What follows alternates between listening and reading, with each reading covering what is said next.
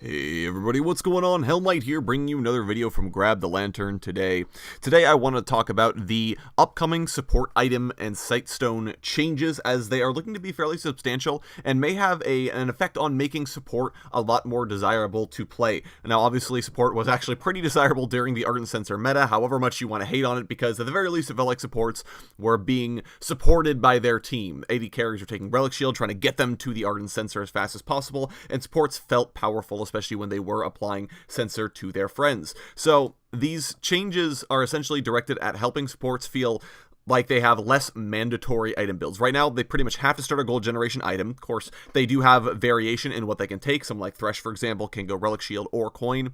You have different ways of actually generating gold in that manner, but you always had to build one, and you had to build a Sightstone. And Sightstone is never any fun to build. You don't feel strong when you get it. You don't feel particularly empowered when you have a Sightstone. It's just a thing you have to buy as support. So Riot have actually proposed an interesting way of dealing with it. Meddler talked about this a little bit on his quick gameplay thoughts, which I will have linked down in the description below, where essentially Riot are testing a change where Sightstone as an item will no longer exist. Instead, the support item quests that we have currently will all instead give you the Sightstone active. So to enlighten you exactly what I'm talking about, so Relic Shield, for example, currently when you upgrade it all the way to the face of the mountain, it gives you the active ability to add a shield to yourself and a target allied champion. And the support quest, when you complete it, when you earn enough gold through Relic Shield, you get a permanent shield that regenerates out of combat. Now, this is possibly changing. Instead, when you finish the support quest, you instead get the Sightstone active on your Relic Shield, or your Spell Thief's Edge, or your Coin. Obviously, this is all going to change based on what you actually have. So instead of getting whatever quest benefit you normally get, instead you get the Sightstone active, and you will no longer get the active effect on the item that you would used to have. So you no longer have the spooky ghosties on Frost Queen's Claim, you don't have Shirley's Reverie effect on Talisman of Ascension, that kind of thing. Now this is interesting to me because I think what it does is it helps fix two birds with one stone. Now it does make your support item quest feel a little worse, because you can't, for example, spec into a Sightstone early if you really want to prioritize the early vision.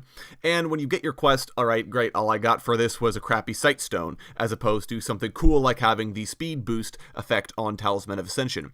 But it does solve the problem of Sightstone taking up a slot in your build, and kind of a needless slot where you didn't really want to have to take up that slot buying a Sightstone, but you need to do anyways because your team wanted it or needed it. So in that regard, I think it is good, but it is a little disappointing that you're going to be losing the differentiating factor in between the support items.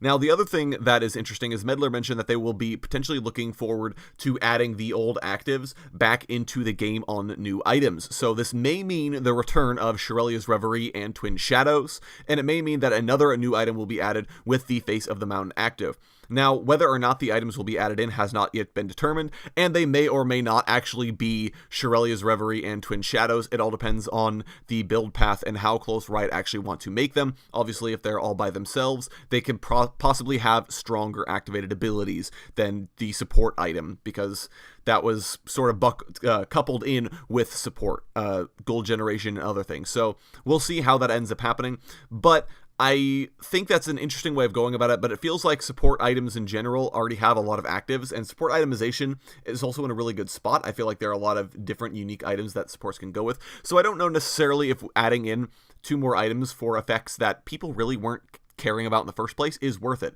Obviously, beforehand, people were upgrading to the Eye Sightstone line, the Eye of the Oasis or Eye of the Watchers, etc., because they didn't want to take the extra Sightstone spot, but possibly it's also because they just don't value the active effect of something like Talisman of Ascension or Frost Queen's Claim. They just don't care. They would much rather have another full item spot. So to me, then, it raises the question of how much do people really actually want these effects? Are they willing to buy an entire item just for Shirelia's Reverie in today's day and age, or are they just going to continue buying the usual, let's say, Redemption, Sensor, Mikhail's build that you could normally go with? So it'll be interesting to see how this actually plays out. I'm assuming if these changes do go live that they will be on PBE testing for a long period of time, because obviously you want to make sure that this kind of a change is a big shakeup for the support role. If at best case scenario, it'll make supports feel a lot less mandatory to buy a Sightstone and help them have a little bit more agency in the game. Worst case scenario, it doesn't really do much except make your quests feel worse. So we'll see how it does. I'm hesitantly optimistic about it, but go ahead and let me know what you guys are thinking of these changes down in the comment section below. Would love to hear your thoughts, especially if you're a support main, how this will affect your builds, or if you guys think this is a good idea in general.